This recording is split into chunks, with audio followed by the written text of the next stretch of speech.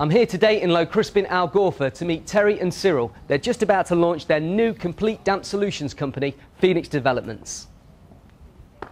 Hi guys. Hi Darren, how are Terry, you doing? Cyril, Hi, Darren. good Nice to to see meet you you again. So let's tell the viewers at home. I know a bit about the business, but let's go right back from the beginning. How did it all come about? Well, basically, I used to start working for a company that was doing some sort of damp proofing, and then I found out gradually that they weren't doing it correctly, and they were charging quite a lot of money. He left, leaving me in limbo, and basically I did some research and found some products that I thought, well, would be quite useful for here in Spain. Right. I remembered that Cyril used to be dealing with the bits and pieces during our conversations, and showed Cyril exactly what I'd found, and basically that's where Cyril comes in. Cyril, I believe you've got a civil engineering background. Yeah, I started working in civil engineering about 20 years ago. This developed from underpinning properties that were collapsing due to bad ground. That moved on to grouting under floor slabs and bridges, aqueducts, underground, the underground railway, all different types of grouting, and that's where Terry came back to me because he knew my background on that, saw the particular methods that he wanted to use and said, yeah, I could do that. So I believe you're just about to start work on a property up the road here, aren't you? That's right, it's just literally up the road, and basically what we'd like to do is show you the examples of rise and damp, the problems with properties, so that literally the viewer out there can see exactly what the symptoms are and how we can solve them. Right, let's go and have a look. Okay. So we've come in out of the absolute pouring rain in Spain in July, Yeah. which obviously proves the point. When you're in Spain, you need damp proofing, don't you? Well, yeah, I mean, even for properties that are above ground, we need to seal the properties against rise and damp, ingress of moisture, coming through the walls and all that. The properties here are not built with any damp-proof courses or anything like that. And what happens when the rain comes, it actually gets absorbed by the concrete slab and up through the walls. And as you can see here, we have got an example of a normal brick wall that literally has rise and damp. Now this is an underbuild that we're in here, which they're particularly, you get a lot of problems with the underbuilds, don't you? That's right, yeah, because underbuilds with earth against the actual structure, it retains moisture a lot more and a lot longer before it actually drains away properly.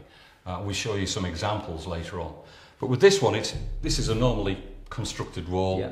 And basically a lot of people have symptoms like that. So if you're at home now and you've got these sort of telltale signs at home, Yeah. this is actually damp. It's not condensation, is it? No, with condensation you can tell with a moisture meter, and if I put the actual reading on there, if it was condensation, you'd have the same moisture levels all across the wall, because that's what condensation is about. Yeah. Whereas with rising damp, basically you can have a look at that and you can tell, there you go, it's showing red, but as we go higher, it gets shorter and shorter. So basically, it's rising damp. And what the problem is here, because it's a normally constructed brick wall, the moisture gets into the mortar of the wall, and because of capillary action, it actually gets drawn up because it's so fine, and that's the action. That's why they call it rising damp. So we're going to go and have a look at a bit further down here. It's a bit more extreme, isn't it? So let's just talk us through what this is here.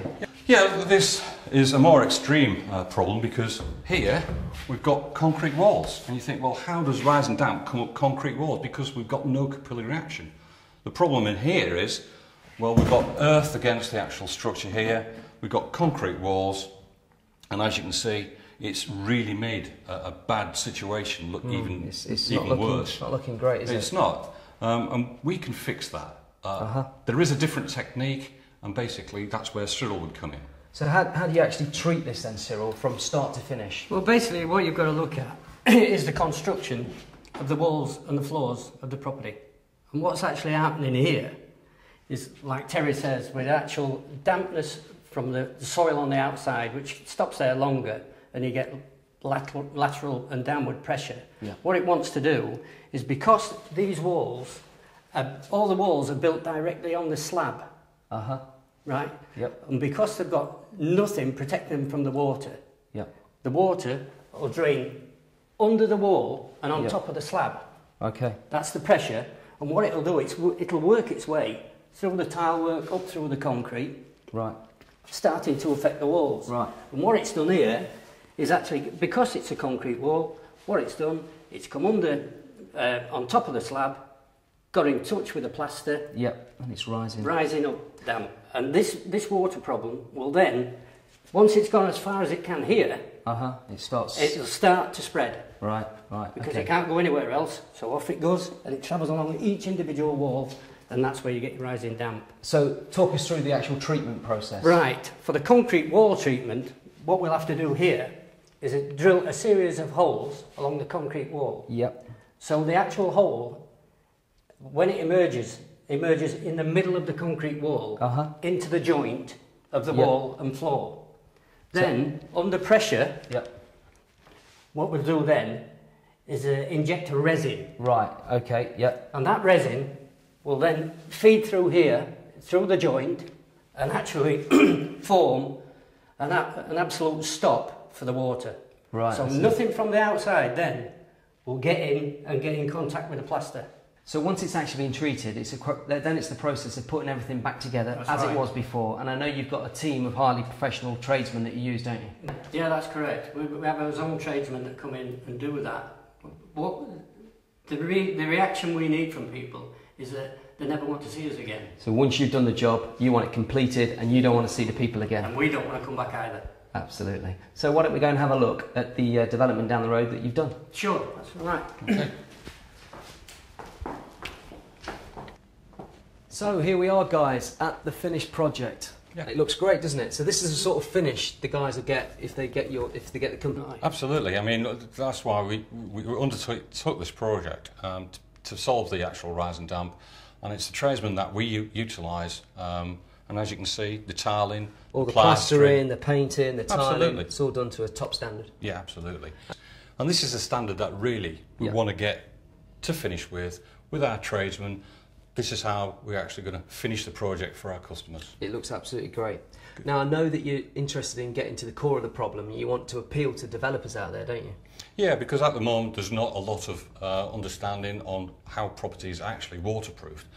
With various products that we've got, like liquid vapor membranes and plastic membranes, we can actually solve the problem Before they start. before they start. Absolutely. And position the membranes in the right place to stop the rise and damp as you saw in the previous location. So people can actually call you direct on 966 191 600 or visit your website, which is www.phoenix-developments.net, where I believe you have a contact page. Right, thanks a lot, guys, for showing all the highlights and all the problems today.